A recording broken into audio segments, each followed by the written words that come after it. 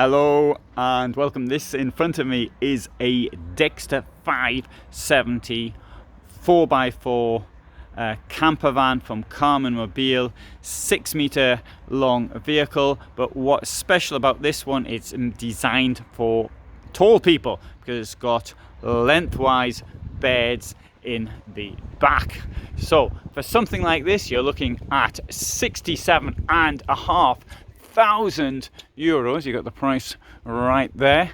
And so 278 centimeters in height, 206 in width, and 3,154 kilos weight that it has got. Now this one here is in a condition which shows you about to be ready to be sold if you want, but rather than demonstration. So the mattresses are still in their plastic containers, but if I move them over to one side, you can see that one can put up the bed frame like that.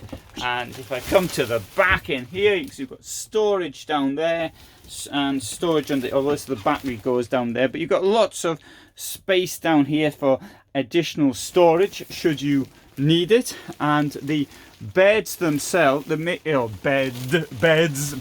can become a bed thanks to a device which goes, mattress which goes between the two mattresses to make one enormous bed at the back in a 6 meter vehicle.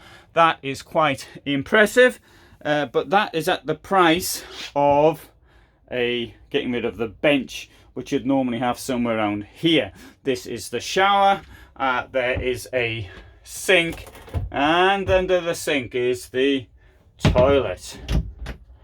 So this and it comes with a sensible sliding door. In the kitchen we will find a sink, and here we have got 2 burners, and there is of course storage drawers underneath that. Now here we have the table. So the table has to go somewhere.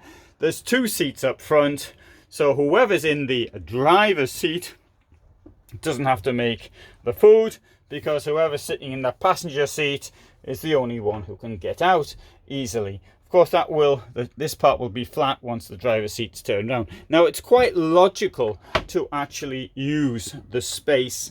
You might say, well, you don't really need a rear bench.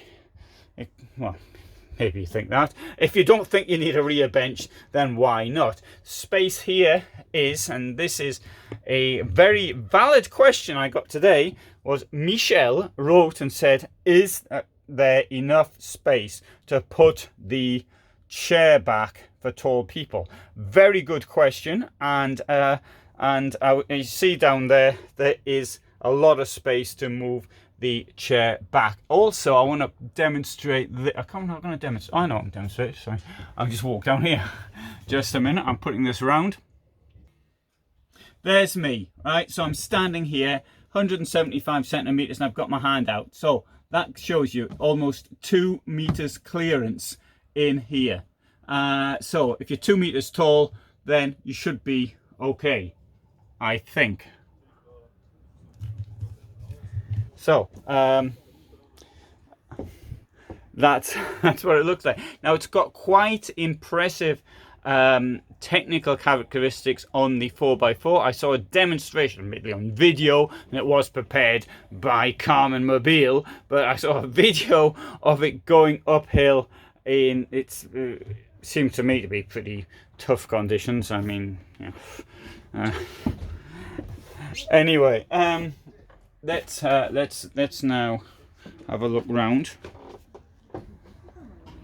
Oh, there's the fridge, opens both ways, and in true TV style, I'm now going to demonstrate what it looks like with the table locked away. And there you can see table is closed away down there. Chair will turn round, got lots of space between the chair and the table, and there you can see that's what the beds in here have been put to one side there. So there's lots of space in this vehicle.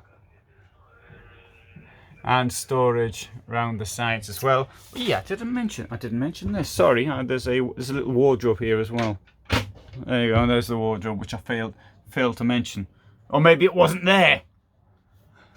Maybe it was invisible and I missed it. Who knows? Anyway, good. So that gives you a little bit of a background here. This is this company's Outdoor Able Service. And I'll just because I'm using their vehicle, so I'll have to give them a mention. There you go. There's Marco, who's the boss. It's his business card there, and they're based near Fulda in central Germany. So this one costs exactly the same price. So you can see it either comes in white or that bronzy colour down there. Let's have a look on the outside. All-wheel drive Dexter. Now, as far as all-wheel drives are concerned, I'd have to say that for the camper van, this is towards the least expensive of all of them. And I know what you're thinking. That's a lot of cash. Nearly 70,000 is a lot of cash.